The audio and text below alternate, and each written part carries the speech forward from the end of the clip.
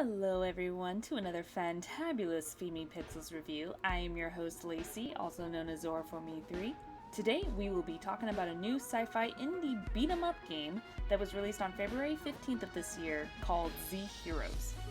This 3D mash and shoot game was made by Rimlight Studios that you can find on Steam for $15 and $20 on Xbox One. A PS4 version will be coming out later this year. Mike and Captain Dorian are agents of an intergalactic squad known as the ZHEROS. You are sent to stop the evil Dr. Vandetta from controlling worlds and creatures, turning them into his minions. To be honest though, it was hard to get into the story when there really wasn't any story to be told other than the classic stop the villain and his enemies plot. Every level has a new obstacle to fight your way through enemies to cross the finish line. But the humor is pretty fun throughout the gameplay, and the cute robotic enemies definitely kept me entertained. You are given a choice to play between two starting characters, a handsomely dim-witted Mike or the cool agile Captain Dorian. With them, you are placed in different galactic environments where you will punch and shoot your way through enemies to save the galaxy. You are equipped with 3 abilities, a gun, a shield, and melee, where you use your hands and feet. Throughout the game, there are special colored orbs that you can find in the open, or hidden in crates, or dropped by enemies. Blue orbs are collected to increase your energy bar that depletes whenever you use your shield and gun. Yellow orbs can be collected for upgrading your 3 abilities.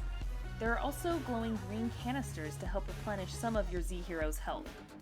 The abilities remind me of a fighting game, where the buttons are simple enough to master, but you can find different combinations for them to use more moves against your enemies. Occasionally, you'll come across a plethora of enemies that are too much for your heroes to handle. That's when a trusted mech machine will come along for you to control and wipe out the multiple enemies. Sadly, the mech doesn't stay with you forever and will eventually run out of batteries, and your hero must continue on foot. There are many obstacles in the game that are not just enemies.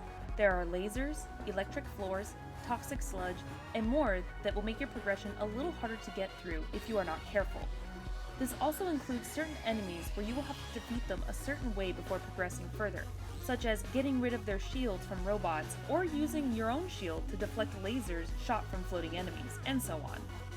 The camera is also fixed, so you won't be able to move your camera view at all, just the character, so be sure to explore in case you miss anything.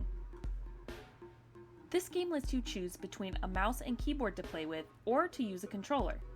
There is even a local co-op mode to play with a friend if you feel the need to team up together and fight for justice. If you want a challenge, playing this on normal or hard will be perfect for you. Easy felt like it was a cakewalk, while normal felt pretty frustrating. I struggled a bit on normal mode and felt like it was more of a challenge than normal mode should be, but I went back and forth between the modes and found that they all had their challenges. The 3D graphics are colorful and smooth and have a bit of a cartoony feel to them.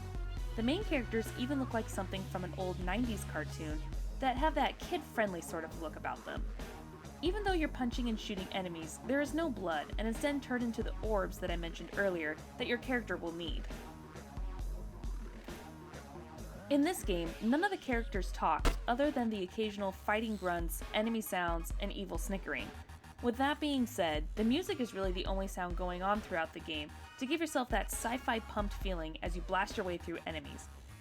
I personally enjoyed the music, as it made me feel like I really was one of the ZHEROS fighting for the galaxy's safety. The game was fun, but I felt it was very repetitive. Going through obstacles, defeating the enemies, cross the finish line, repeat.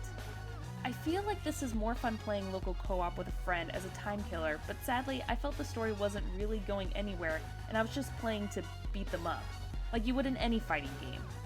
However, with that being said, it feels like a classic side-scrolling brawler game that any nostalgic fan would love.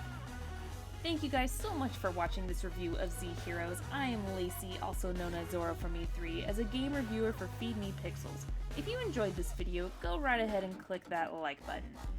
If you want to know more about me, hit me up on my social media accounts and the links added in the description below. I am also a Twitch streamer on both my own account as well as FMP. Thanks again for watching, and be sure to subscribe to Feed Me Pixels and check out our website for news and more reviews. Also, hit up our Twitch community account and say hi to our amazing streamers and all their shenanigans to entertain and interact with you all. See you next time!